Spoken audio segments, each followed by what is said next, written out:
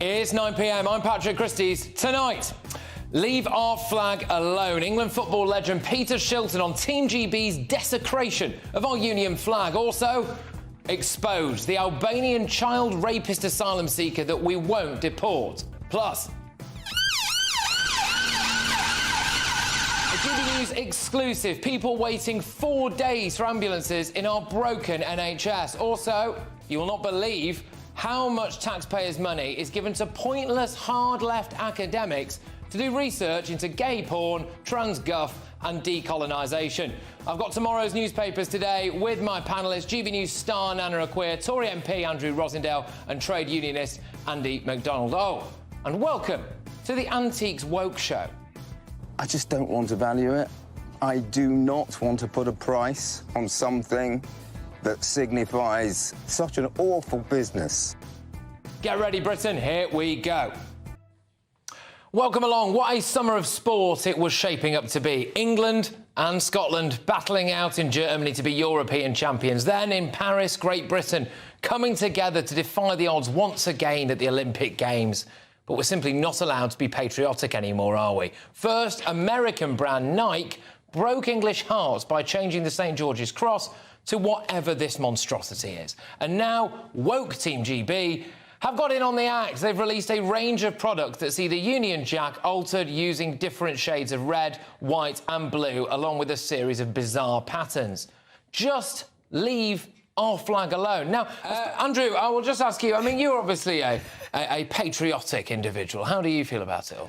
I'm appalled by it. I think it's outrageous that these people can change our flag without anyone agreeing to it, thinking that it's somehow smart. Well, it's not smart. It actually offends a lot of people.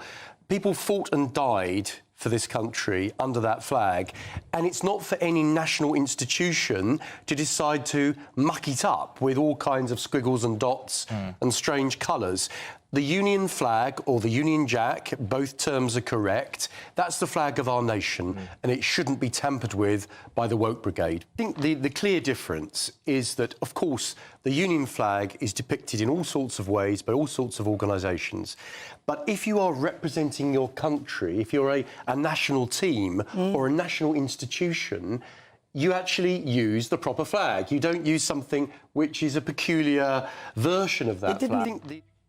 The government does not want you to know this, but I think you have a right to know. Millions and millions of pounds of your hard-earned tax money is being completely and utterly wasted on pointless diversity and inclusion rubbish that you absolutely did not consent to.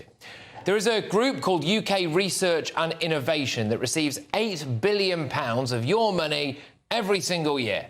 It then gives your money to so-called academics so they can do research projects into hard-left, hyper-woke, progressive rubbish.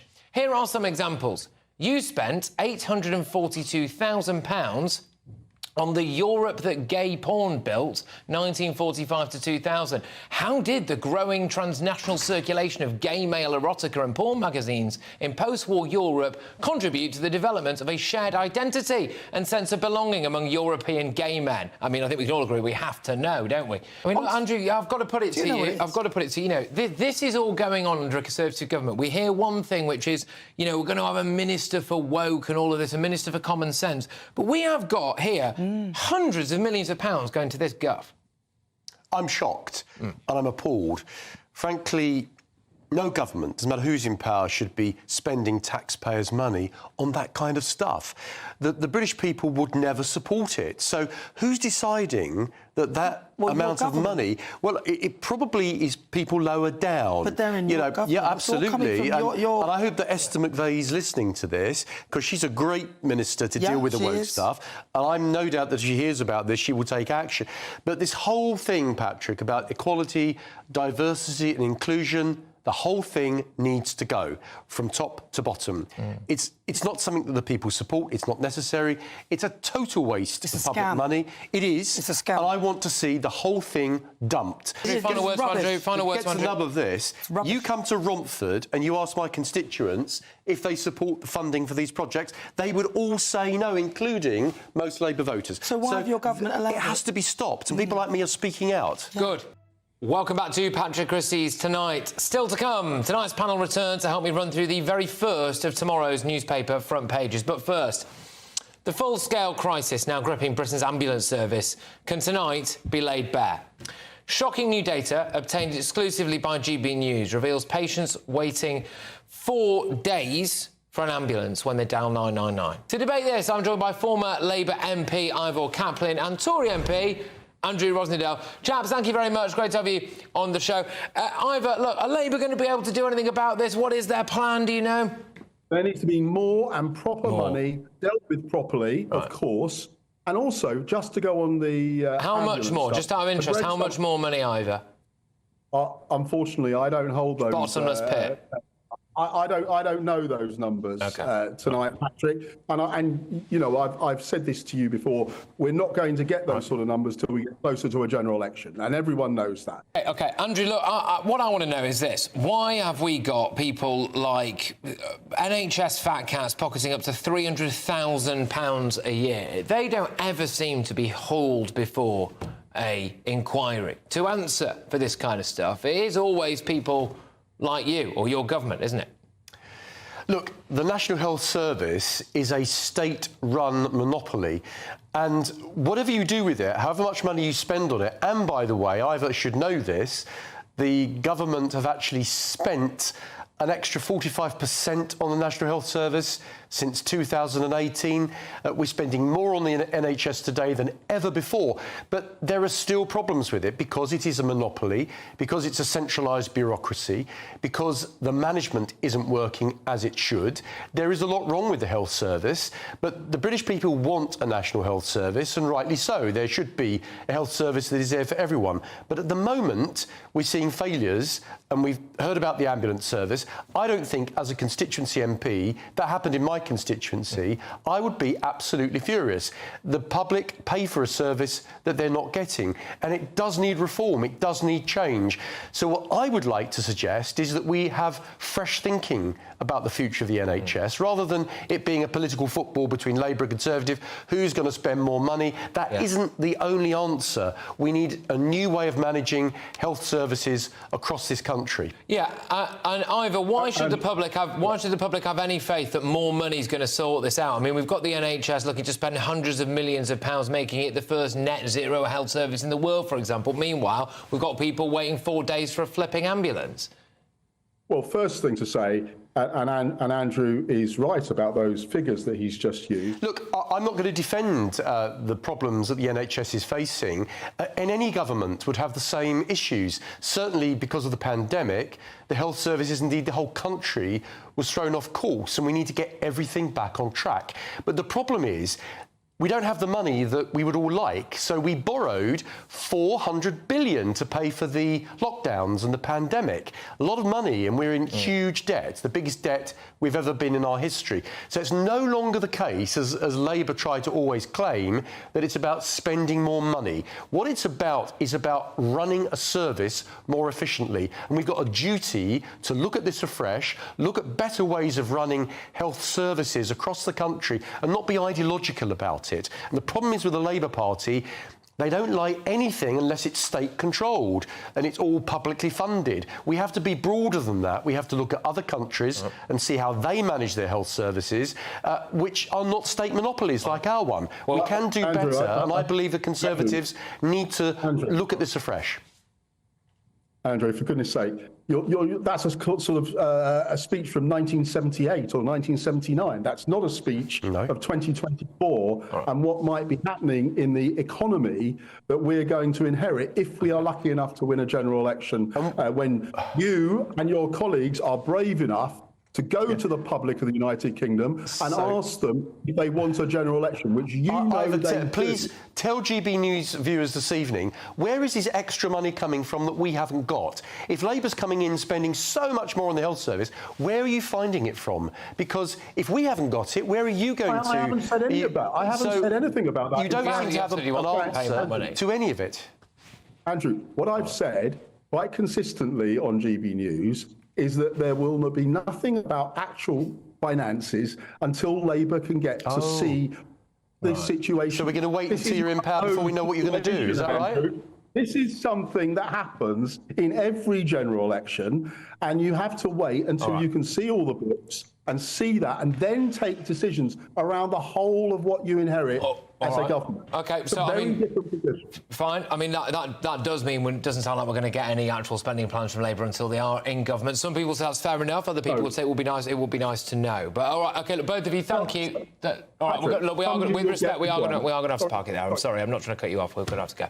Right, former Labour Minister Ivor Kaplan there, and Tory MP Andrew Rosindell. Look, thank you very much. Look, the horror stories coming out of our failed Home Office, they just keep flooding in, as it appears we can't get rid of an Albanian asylum seeker who raped a schoolgirl. I think that the government does get an unnecessary level of stick for this, because what people don't seem to understand is, and I dish it out a fair bit, but you guys wanted to get this guy gone, all right? And then there is this like kind of underlayer of, Liz Truss would probably call it the deep state, right? I'm not going to go down that rabbit hole necessarily, but this layer of people, there's not a lot you can do. You've gone and said we want this guy. I mean, the similar thing happened with Abdulaziz. You tried to get rid of him twice. And then all of a sudden, judges or lawyers decide that this guy must stay. I mean, is there anything our government can do in this situation? Yeah, we need to change things radically in this country.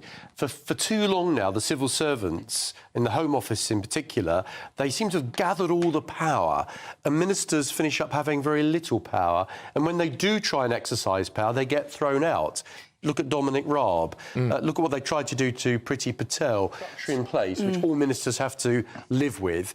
And then, of course, we have the judicial system and the ECHR. And ultimately, they have so much power as well. So we need to be sovereign over our laws. You've also, there's an industry around it. It's a total industry around this. Yeah. And there's a lot of money being made out of it. And what I want to see is security for the British people. I don't want that kind of person in this country. And there should be a mechanism to get these people out. If they're committing crimes, they shouldn't be here. After suggesting that two women, that they repatriate their own grandfather's African robe, Woke Antiques Roadshow expert Ronnie Archer-Morgan has returned with some more insufferable claptrap. Watch. This ivory bangle here, it's not about trading in ivory. It's about trading in human life. Yes. And it's probably one of the most difficult things that I've ever had to talk about. I just don't want to value it. It's not her fault. She wasn't taking part in the slave trade. She just came and she bought it like 36 years ago for £3 off someone, and now she's there getting mugged off on telly by that guy. When it comes to the British Museum, are reportedly in private talks with 4 foreign governments over returning artefacts after receiving repatriation requests. Andrew, I mean, do you think this is just... I mean, the poor woman just wanted it valued. Well, look, throughout history, there's been terrible things have occurred throughout the world. And as Nana said, lots of countries have committed atrocities. And, of course, Britain led the way in getting rid of slavery. We don't get much credit for that. No. But it was actually Britain that led the way in getting rid of that. So I don't think it's right that we should look at artefacts and antiques and judge them on their origins. They're historical, they're not current. I mean, if the artefact that he was looking at was made by slaves today, he might have a point. Well, he's probably got some stuff made by slaves today. But things that are coming out of history, these are, by their nature, historical, and therefore it's not anyone's to blame. It's about just valuing something for the object that it is. All right, here we go, as they scramble to remember who they've nominated. Oh, sorry, Rosindell. Yeah, sorry. What did you call it? Stone cold silence. No, go on. Today's the 42nd anniversary of the start of the Falklands War. So I'd like to nominate Major General Jeremy Thompson, who led 3 Commando of the Royal Marines, a great man who helped to liberate the Falkland Islands, and I think that he should be honoured today by becoming GB News' Greatest Britain. All right, hey, I tell you what, two strong ones there. Andrew, who is your Union Jack? So it's the 50th anniversary of the introduction of the Local Government Act, which destroyed our historic counties, by Michael Heseltine, of course, who seemed to make lots of mistakes in his political career, but this is one of the worst, because places like Essex were ripped apart, and other counties, and I think that our historic counties are really important, and Michael Heseltine, I'm afraid, showed no regard for them. And he said he'd do it again, doesn't he? He's Yeah, he doubled said down. he wished he'd gone further. So our historic identities... And I'll do it again, Essex. Taken away, ripped apart. I mean, it's caused so much confusion over so many years. Yeah. People losing their identities and local government being muddled up, and 3 definitions of counties. We need to restore the historic counties and actually cherish our identity. Oh, OK. Well, I tell you what, you make a cracking case, but you really do sell it. Thank you. Headliners next. I'll see you tomorrow at 9.